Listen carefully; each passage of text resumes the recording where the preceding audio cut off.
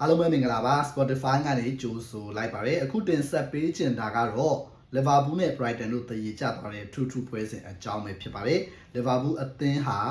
ာစိုးရွားတဲ့ခြေစွမ်းကိုထပ်မံပြသခဲ့ပြန်ပြီးတော့သူတို့ရဲ့အတွင်းအားဆုတ်ခံထားရတယ်လို့မျိုးအားနည်းနေတဲ့ခြေစွမ်းက Liverpool ပြည်သက်တွေကိုတော်တော်လေးကိုစိတ်ပျက်စေခဲ့လိုက်မယ် Brighton အသင်းကတော့အနားရထားတဲ့အသင်းပွဲတွေပါတဲ့အသင်းဖြစ်တာနဲ့အညီသူတို့စီက intensity ကိုအပြည့်မြင်ရတယ်ပြီးတော့မှန်ကန်တဲ့နီးဗျူဟာနဲ့ချင်းကပ်နိုင်ခဲ့တာကိုတွေ့ရပြီးတော့လီဗာပူးကိုဒုက္ခအကြီးအကျယ်ပေးသွားတယ်အခုတော့ပိုတဲ့ဂိုးအရေအတွက်တောင်ရခဲ့တဲ့သေးတယ်ပြောမယ်ဆိုရင်လီဗာပူးအသင်းဟာဒီပွဲကိုပြီးခဲ့တဲ့ကလာတာဆာရီနဲ့ပွဲကရလက်ကောင်းခဲ့တဲ့ဆက်တပ်မျိုးနဲ့ပွဲထွက်လာတယ်4-2-2သို့မဟုတ်4-3-1-2ဆန်တဲ့အခင်းအကျင်းမျိုးကိုတွေ့ရတယ်ကန်ဆိုးစွာပဲ IKTK ဟာပွဲချိန်9မိနစ်6မိနစ်လောက်ကတည်းကတန်ရာရရှိသွားတယ်ကွင်းလယ်မှာ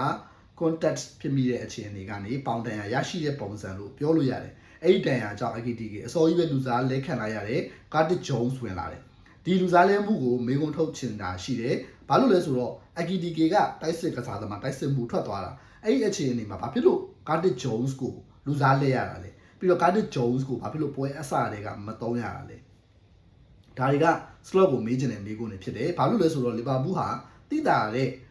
energy level drop ကိုမြင်တွေ့ရတယ်ဒီပွဲမှာဆိုရင် Brighton အသင်းဟာ6 km 7 km လောက်ပို့ပြီးတော့ပြေးခဲ့တယ်ပြီးတော့ sprint အရေအတွက်ကြည့်မယ်ဆိုရင်လည်း sprint distance မှာ Brighton အသင်းကမီတာ1000ကျော်ပို့ပြေးခဲ့တယ်1 km လောက်ပို့ပြေးခဲ့တယ်လို့ data တွေရတွေ့ရတယ်ဒါကြီးကတိတာထင်ရှားတဲ့မြင်သာတဲ့အချက်လက်ကြီးဖြစ်နေတယ်ပွဲထဲမှာလည်းကျွန်တော်တို့အဲ့ data ကိုဖယ်ကြည့်လိုက်မယ်ပွဲထဲမှာကြည့်လိုက်မယ်ဆိုလီဗာပူးကအိတ်ချင်နေတဲ့ပုံစံမျိုးမြင်တွေ့ရတယ် Brighton ကလန်းဆန်းနေတဲ့ပုံစံမျိုးမြင်တွေ့ရတယ်ဒါကြောင့်မလို့ Arne Slot ဟာအခုထပ်ပို့တဲ့ချင်းကပ်ပုံပေါ့နော်ပြောမယ်ဆိုရင်သူတို့ဒီလူစရင်ကြီးပဲတုံးနေတာထက်ကားတကြုံဆိုလို့စိတ်ချယုံကြည်ရတဲ့ကစားသမားတစ်ယောက်သူ့ကိုတုံးခြင်းအဖြစ်အသင်းကိုပို့ပြီး fresh ဖြစ်အောင်ဆွဲခေါ်နိုင်မယ်လို့ပြောလို့ရတယ်ဒါပေမဲ့ဒီပွဲမှာ Arne Slot ဒါကိုမလုပ်ခဲ့တဲ့အပြင်ကမှအစောကတည်းကလည်းဒဏ်ရာရသွားတဲ့နေရာမှာကားတကြုံကိုသွားထည့်တယ်တကယ်လို့ခီးစားလို့ကစားသမားမျိုးပေါ့ခီးစားလို့ကစားသမားမျိုးဟာအထိုက်လျောက်မြန်တယ်ပြီးတောင်းမှကစားသမားဖြစ်တယ်တိုက်စစ်ကစားသမားဖြစ်တယ်ဒီပုံစံနဲ့ဆိုရင်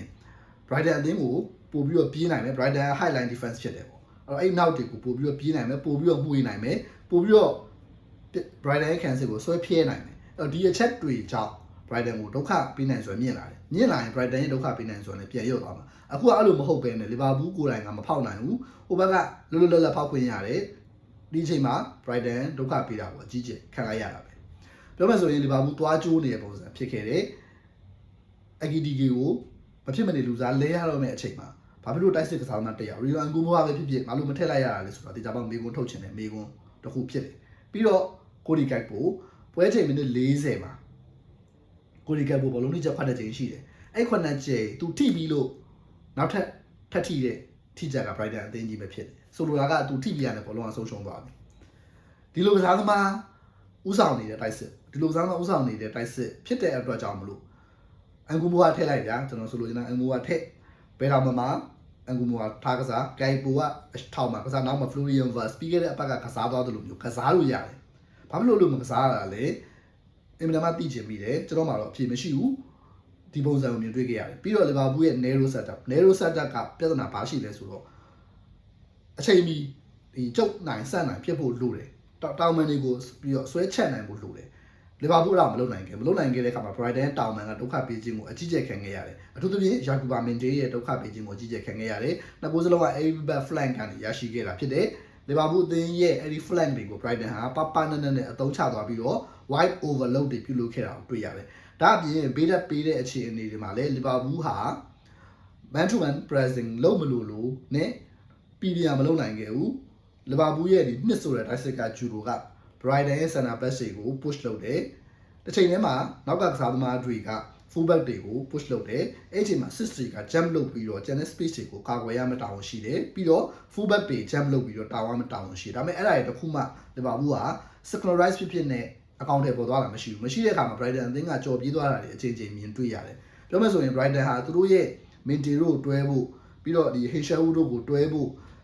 Gomez တို့ကိုတွဲဖို့အတွက်အရင်ကြီးခက်ခဲမရှိပဲနဲ့လီဗာပူးရဲ့ Van Gap present Van Gap ကိုအလွယ်တကူအမြဲတမ်းကြော်ဖြတ်နိုင်ခဲ့တယ်လီဗာပူးက high possession regain ရအောင်ဘယ်နှချိန်လုံးနိုင်ခဲ့လို့လဲမလုံးနိုင်ခဲ့တဲ့အခါမှာလီဗာပူးပြဿနာအကြီးကျယ်တက်တယ်တစ်ချိန်တည်းမှာ ခုနတောင်မန်တွေကို white overload ပုံစံမျိုးကျွန်တော်တို့မြင်ရတယ်မြင်ရတဲ့အခါမှာတင်သွားတဲ့ဂိုးနှစ်ကိုပေါ့ရသွားတဲ့ဂိုးနှစ်ကိုဒီဘက်ကတင်သွားတာဘယ်ဘက်ကတင်သွားတာဒုတိယဂိုးကတော့ maintain တင်သွားအရောက်ကောင်းလို့ကျွတ်စင်ကောင်းလို့ဟုတ်ပြီပထမဂိုးမှာကျတော့လီဗာပူးရဲ့ structure အင်မတန်ညံ့တာကိုတွေ့ရလိမ့်မယ်2 versus 3ဖြစ်သွားတယ်2 versus 3အနေထားကနေဖြစ်တင်ဘောကိုပေးလိုက်ရတာဒါကြောင့်မလို့လီဗာပူးရဲ့ narrow ဖြစ်တဲ့အားနည်းချက်ကို Brighton အကောင်းဆုံးအသုံးချသွားတယ်လို့ပြောလို့ရတယ်ဒါအပြင် cardio blue လိုကစားသမားမျိုးပေါ့ခန်းစစ်ကစားသမား full back သူအရှိတီတက်လာပြီးတော့ကန်သွားတာမျိုးတွေကျွန်တော်တို့ခွင့်ပြုခဲ့ရတယ်ပြီးတော့ဒီဘက်ကညာနောက်ကန်မှာကစားတဲ့ Viva ဒီကစားသမားကလည်းအရှိကိုတက်ပြီးတော့အများကြီးကူညီပေးသွားတာကိုတွေ့ရလိမ့်မယ်ပြီးတော့ Brighton အသင်းရဲ့ကွင်းလယ်တစ်ဖက် pivot မှာ Pascal Gross နဲ့ James Mina တက်ကြီးကစားသမား2ယောက်ဒါပေမဲ့အဲ့တက်ကြီးကစားသမား2ယောက်ဟာလီဗာပူးရဲ့အရွယ်ကောင်းကစားသမားတွေနဲ့ဒန်းတူကစားသွားတာတွေ့ရလိမ့်မယ်ဒါဟာလီဗာပူးအသင်းကြုံတွေ့နေရတဲ့ fitness level နဲ့ကာယချက်ခိုင်မှုဘိုင်းဆိုင်ရာအခြေအနေပွဲပတ်မှုအခြေအနေတွေအဲ့ဒါကိုထင်ထင်ရှားရှားပြဆိုနေတယ်အဲ့တော့လီဗာပူးဘက်ကိုကျွန်တော်တို့ကြည့်လိုက်မယ်ဗျာကြည့်လိုက်တဲ့အခါမှာ pressing လည်းလုံးဖြစ်တာလုံးမဖြစ်ဘူးဘောလုံးကစားကွက်တိဆောက်ခြင်းကလည်းအလုပ်ဖြစ်တာအလုပ်မဖြစ်ဘူး Brighton ဟာ man to man pressing ကိုအကောင်းဆုံးသုံးပြီးတော့ကစားသွားတာကိုတွေ့ရတယ်လီဗာပူးအနေနဲ့ Van Dijk လိုကစားသမားကတော့လူပေးတွေမှားပြီးတော့ possession regain တွေတစ်ချိန်လုံးပြန်ပေးနေတာကိုတွေ့ရလိမ့်မယ်အဲ့တော့ဒီရလည်းအလုပ်မဖြစ်ပြန်ဘူးကစားကွက်တိဆောက်မှုလည်းအလုပ်မဖြစ်ပြန်ဘူးအဲ့တော့ counter ကစားမလား counter ကစားမှုလည်းဗမာလည်းမြန်တဲ့ကစားသမားအဲ့ဒါလည်းမရှိပြန်ဘူးအဲ့လိုမဟုတ်ဘူးဒါဆိုရင် long ball တွေကစားမယ် long ball ကျွန်တော်တို့ဒီဘက်မှာဘယ်နှစ်ချိန်တွေ့ခဲ့ရ long ball လည်းသူတို့မကစားဘူးဘာနဲ့သွားကစားမလဲပေါ့တော့ဘာမှကိုကျွန်တော်တို့မမြင်ရဘူးလက်နဲ့ပဲလက်နဲ့ကိုကင်ဆွဲရမလဲတော့မသိဘူးဆိုတာမျိုးတွေ့ရတယ်ဟုတ်ပြီအဲ့ဒါဆိုအဲ့ဒါတွေမကစားဘူးငါတို့ခံကစားမယ်ဆိုဗမာလဲလောက်အားနို့ဗမာလဲ war rate ဒီအချက်ကိုလည်းကျွန်တော်တို့မတွေ့ရဘူးပြီးတော့ဗမာလဲခံစစ်ကောင်းမှု low block ကိုငါတို့ထိုင်ကစားမယ် low block ကောင်းလို့လားလီဗာပူးကစားတာ low block ကိုကစားနိုင်လို့လားအဲ့ဒါကြီးလည်းမမြင်တွေ့ရအောင်အဲ့တော့ကျွန်တော်ခုနပြောသွားတယ်6ချက်ရှိပြီဒါကဘလုံးပွဲတစ်ပွဲမှာအင်မတန်ရိုးရှင်းစွာထက်တွက်ရတဲ့အချက်ကလေးအဲ့အချက်ကလေးတွေကိုကျွန်တော်တို့နည်းနည်းကြည့်ကြရမှာမဟုတ်တာမန်လေးကြည့်လိုက်ရင်တော့မှလီဗာပူးရဲ့အားနည်းနေတဲ့အခြေအနေကိုထင်ရှားစွာမြင်တွေ့ရတယ်တစ်ချိန်တည်းမှာခုနအချက်တွေအပြင် plus လီဗာပူးရဲ့အမှားအယွင်းတွေပထမကူက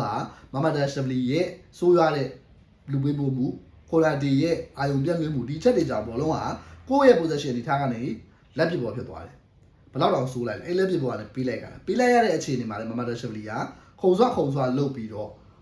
ဟိုဘက်သွားလိုက်ဒီဘက်သွားလိုက်ဟိုဘက်တိုးလိုက်ဒီဘက်တိုးလိုက်ဆိုတဲ့ပုံစံမျိုးမှာသူမျောပါခဲ့တယ်ဖမ်းခွင့်လှုပ်ခွင့်တော့မရခဲ့ဘူးဝဲဘက်အသားလေးကောင်းတိုက်ထည့်သွားတာကိုတွေ့ရလိမ့်မယ်ညံ့ဖြစ်နေလို့ပြောလို့ရသူ့ရဲ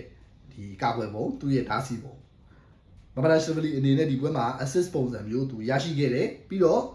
ကာကွယ်မှုကောင်းတချို့လုံးနိုင်ခဲ့ပေမဲ့အဖွင့်ကူကအရာရာလို့ပြောလို့ရတယ်အဖွင့်ကူကဒီပွဲရဲ့ထုံးကိုတတ်မှတ်ပေးတယ်လို့ပြောလို့ရတယ်အဲ့အဖွင့်ကူကိုတော့သူ့ရဲ့အမားကြောင့်အမားကနေတစ်ဆင့်အမားကနေပြပြခံပြီးတော့ပေးခဲ့ရတယ်အဲ့လိုပဲခိုနာတီလိုကစားသမားကိုယ့်ရုပ်ကားရည်လုံးနေအချင်းချင်းမြင်တွေ့ရတယ်ပြီးတော့ဘယ်လောက်ရှိရလဲဆိုရင်မင်တီနဲ့သူနဲ့ပြေးပြီးတော့ရှင်ပြီးတော့ပြေးနေရတယ်မင်တီကပုံမြန်ပေမဲ့အဲ့ချိန်မှာဘောလုံးကလမ်းဆုံးတော့မယ်အောက်တော့မယ်အချိန်ဒီမှာမြန်ချင်းများအသုံးမဝင်တော့အဲ့ချိန်မှာခိုနာတီကမင်တီကိုမတွန်းနိုင် physically အသာရမလုံနိုင်ဘူးနောက်ကကားတစ်ဂျုံစလာမျိုးရောက်လာတယ်ကားတစ်ဂျုံနဲ့ TV တောင်းကဘောဖြစ်သွားတယ်တောင်းကဘောလေးမှာလည်းလီဗာပူးရုံးကန်ခဲ့ရတာကိုတွေ့ရလိမ့်မယ်ဂိုးလိနီးပါအခြေအနေတွေလည်းစတိုက်တွေ့ခဲ့ရတယ်အဲ့တော့လီဗာပူးကပွဲရဲ့အပတ်ပတ်မှာအားနည်းနေတာနှိမ့်ကျနေတာကိုကျွန်တော်တို့သွားပြီးတော့တွေ့ခဲ့ရတယ်ပြီးတော့လီဗာပူးရတဲ့ဂိုးအခြေအနေလေးပေါ့အဲ့တော့အဲ့ဂိုးလေးလောက်ပဲပြောကြရရှိတယ်အဲ့ဂိုးလေးကတော့တကယ်ကောင်းတယ်အာနက်စလော့တို့ပြီးတော့တခြားသောနီးပြအဖွဲ့ဝင်တွေအနေနဲ့ Brighton ရဲ့ characteristic ကိုတခြားလေ့လာထားပြီးတော့မှားထားတာဖြစ်ကောင်းဖြစ်နိုင်တယ်ဘာလို့လဲဆိုတော့ Carcass ပြေးသွားတာကတာမန်ကရှာကပြေးသွားတာမဟုတ် Carcass ပြေးသွားတာအရင်ကောင်းတယ်သူအလဲမှရှိနေရတယ်ဘေးကပန်းပြီးဝိုက်ပြီးတော့ပြေးသွားပြီးတော့ဘောလုံးလာနေတဲ့အခြေအနေ Louis Dunk ဖျက်ထုတ်တဲ့အခြေအနေကိုသူကြည့်နေပြီးတော့အဲ့ဒီဇုံတွေကိုပြေးဝင်သွားပြီးတော့မှသွင်းသွားတာကြော်ထက်ရတာလည်းအင်မတန်ခက်တဲ့အနေထားကြော်ထက်သွားတယ်သဘောက Louis Dunk ဟာအဲ့လိုမျိုးပြန်ပြီးတော့နောက်ကိုပေးတတ်တဲ့ tendency အင်မတန်မြင့်တယ်အဲ့ tendency ကြောင့် behind the back ကိုသွားဆိုတဲ့ပုံစံမျိုးအဲ့လိုညွှန်ကြားချက်မျိုးသို့မဟုတ် Carcass ကိုယ်တိုင်တည်ထားတာဖြစ်ကောင်းဖြစ်မယ်ပေါ့နော်အဲ့ဒီအချက်တွေကိုမြင်တွေ့ခဲ့ရတယ်အဲ့ဒီဂိုးကြောင့်လီဗာပူးအနေနဲ့အသက်ရှူတော်ချောင်သွားတယ်လို့ပြောရမယ်ပြီးတော့ပထမပိုင်းမှာကစားတာလီဗာပူးကစားတယ်ဒုတိယပိုင်းနဲ့ပိုကောင်းတယ်လို့ကျွန်တော်ကတော့ယူဆတယ်ဒုတိယပိုင်းမှာက 2-1 ဖြစ်သွားတယ်ကိုပေးလိုက်ရပြီးနောက်ပိုင်းမှာလီဗာပူးက 2-2 ဖြစ်ဖို့မပြောနဲ့ 3-1 မဖြစ်အောင် 4-1 မဖြစ်အောင်တော့ခုခံနေရတယ်မနေ့ခုခံနေခဲ့ရတာကိုတွေ့ခဲ့ရတယ်အဲ့တော့လီဗာပူးနဲ့ပတ်သက်လာရင်ဒီဘက်မှာအဆိုးတွေအများကြီးကြုံတွေ့ခဲ့ရတယ်အဆိုးတွေအများကြီးမြင်တွေ့ခဲ့ရတယ်လို့ကျွန်တော်ကတော့သတ်မှတ်တယ်ပြီးတော့သူတို့ရဲ့လူသုံးဆွဲမှုပေါ့ရဲနဲ့သုံးဆွဲမှုကိုကျွန်တော်တို့မမြင်ရအောင်သူ့အသင်းဟာမော်ဘန်နွန်လေးရနေအားလုံးသိတယ်လီဗာပူးရဲ့ကစားချိန်မိနစ်တွေကိုတွားကြည့်လိုက်က ကစားသမား၈ယောက်ဟာသူတို့ကစားသမားဘဝရဲ့အမြင့်ဆုံးအချိန်တွေကိုကစားပြီးသွားပြီအခုပွဲမပြီးသေးဘူးအခု match လာပဲရှိသေးတယ် match လာပဲရှိသေးတဲ့အချိန်အနေမှာပွဲကိုထန်ကုန်ကန်နေပြီးသွားပြီပြီးခဲ့တဲ့ရာသီတကယ်တော့ပြီးခဲ့တဲ့ရာသီမှာ Szoboszlai တို့ Van Dijk တို့ Gravenberch တို့ McAllister တို့အကုန်လုံးဟာပွဲချိန်မိနစ်အင်မတန်များကြတယ်အဲ့ဒီများတဲ့နှုန်းကိုဒီနှစ်မှာကြော်နေပြီအခုဘယ်လောက်ထိကစားရလဲဆိုတာကိုကျွန်တော်တို့မြင်ရလိမ့်မယ်အင်မတန်ကိုပင်ပန်းနေပြီအင်မတန်ပင်ပန်းနေတဲ့အခါမှာကျွန်တော်တို့ကလီဗာပူးက thin squad ဖြစ်တယ်မကြီးဘူး squad ကအဲ့ဒီအချိန်ဒီမှာဘယ်လိုပြင်ရှင်းမလဲရီယွန်ကိုမိုဝါရှိတယ်ခီယေဆာရှိတယ်ကားတကြုံရှိတယ်အဲ့ကစားသမားတွေထက်ကန်တဲ့အဲ့လိုထက်ကန်ရင် at least ကျွန်တော်တို့လှုပ်ရှားမှုတွေမြင်ရမယ်အမြန်နှုံးနေတဲ့ Brighton ကိုဒုက္ခပေးကြရင်မြင်ရနိုင်တယ်အဲ့လိုနီးတဲ့အပြင်ကိုယ့်ဘက်ကဒုက္ခပေးခံရမှုရောကြသွားတယ်ဒါပေမဲ့အဲ့ဒီချက်တွေတစ်ချက်မှမမြင်တွေ့ခဲ့ရပဲနဲ့ Brighton ဒုက္ခပေးမှုကြောင့်လီဗာပူးအသင်းပြည့်တဲ့သားကိုရှုံးနေသွားတယ်ခြေစွမ်းကပြည့်တဲ့သားကိုရှုံးနေသွားခဲ့တာမြင်ရတယ်ရလက်ကတော့2-1ပဲဆိုပေမဲ့ခြေစွမ်းမှာတော့ Brighton ဟာလုံးဝနိုင်ပွဲနဲ့ 100% ထိုက်တန်နေဆိုတဲ့အခြေအနေကိုပြသသွားခဲ့တာဖြစ်ပါတယ်ကြည့်ရှုအားပေးခဲ့တဲ့အတွက်အားလုံးကိုအထူးပဲကျေးဇူးတင်ပါတယ်နောက်ဗီဒီယိုတွေမှာပြန်လည်ဆုံတွေ့ပါမယ်ခင်ဗျာ